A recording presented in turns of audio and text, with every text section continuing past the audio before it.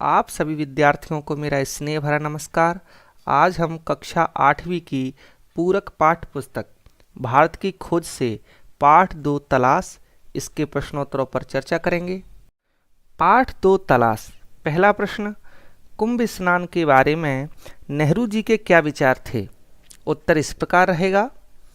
कुंभ स्नान के बारे में नेहरू जी अपने विचार व्यक्त करते हुए कहते थे कि जब वे अपने शहर इलाहाबाद या फिर हरिद्वार में महान स्नान पर्व कुंभ के मेले में जाते थे और देखते थे कि वहाँ अब भी सैकड़ों हजारों की तादाद में लोग आते हैं, ठीक वैसे ही जैसे हजारों वर्ष से हमारे पुरखे गंगा स्नान करने के लिए भारत के सभी कोनों से आते रहे हैं।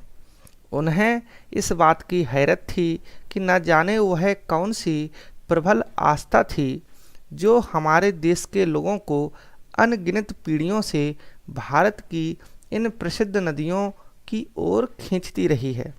विद्यार्थियों, आप चित्र में देख सकते हैं किस प्रकार से हमारे भारत का जन समुदाय साधु संत कुंभ मेले में स्नान पर्व का आनंद उठाते हुए। अगला प्रश्न, भारतीय सभ्यता के संपर्क में कौन कौन से देश आए? इससे भारत पर क्या प्रभाव पड़ा? उत्तर इस प्रकार रहेगा। भारतीय सभ्यता के संपर्क में फारस, मिस्र, चीन, ग्रीस, अरब, मध्य एशिया और भूमध्य सागर आदि देश संपर्क में आए। यद्यपि भारत ने उन्हें प्रभावित किया और स्वयं भी उनसे प्रभावित हुआ, फिर भी उसका सांस्कृतिक आधार इतना मजबूत था कि वह हिला नहीं। इन देशों की संस्कृति को हमारे देश ने अपने अंदर समाहित कर अपनी भारतीय संस्कृति की छटा बिखेर कर उनका मार्गदर्शन किया।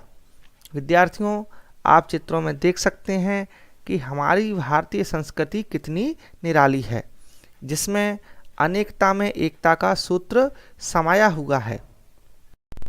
अगला प्रश्न, विदेशों से आने वाले लोग किस तरह यहीं के होकर रह गए? वर्णन कीजिए। उत्तर इस प्रकार रहेगा।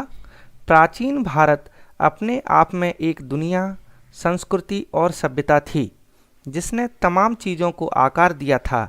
विदेशों से आने वाले लोग यहाँ की संस्कृति से इतने प्रभावित हुए कि यहीं के होकर रह गए, अर्थात यहीं बस गए।